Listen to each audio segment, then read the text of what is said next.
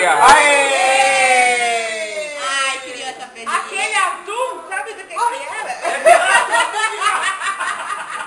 Ai, credo. Oh, vai ficar... Aquele azul era do... Vai ficar...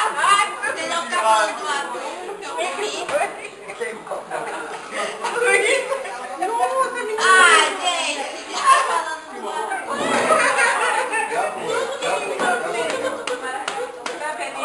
Não vai mais. Você devia ter levado. Não. Não, A gente não ia na praça, porque a praça tinha arrasa. A gente foi na feira, comeu, quem apareceu, o dono da pizzaria. Quem era o dono? O dono do rabo. Meu pai ficou sem graça, meu. Eu cheguei perto, Pizzaria cheia de rato. Ninguém vai lá, cheia de rato. Vamos naquela lá em cima e comemos. Aí nós acabamos de comer entre o cara. Aí eu falei, é o cara da pizzaria. Aí eu falei, essa pizzaria é sua? Ele falou, não, nem eu, mas eu falo. Faz um pedido, a sua mãe fica muito linda.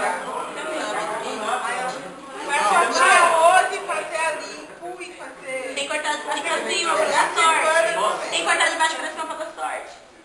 Baixo pra cima.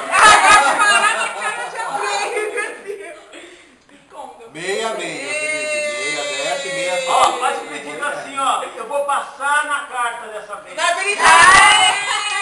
Vou tirar a habilitação. Honra! A honra aí foi. Foi impossível. Felipe, você acha que eu ia ficar sua casa, né? E a foto pegar um... E aí? Nossa, hein? Olha lá, Ai, que medo, tio. olha lá. Ativou. Ativou, tá vendo? Quem é o primeiro pedaço? Tem essa também. A sua mãe quer... Já ia comer, já. Você pensou que tinha esquecido? Eu cheguei lá pra Dá um ligue no bolo. Eu tirei até o morango, achei que era pra mim. É pra quem o primeiro pedaço? O pedaço é para... Ai, que... Karina! Ah, esse momento é pra mim, gente. Agora. Ela vai tirar foto. Ai, tira a foto, deixa aqui pra cá.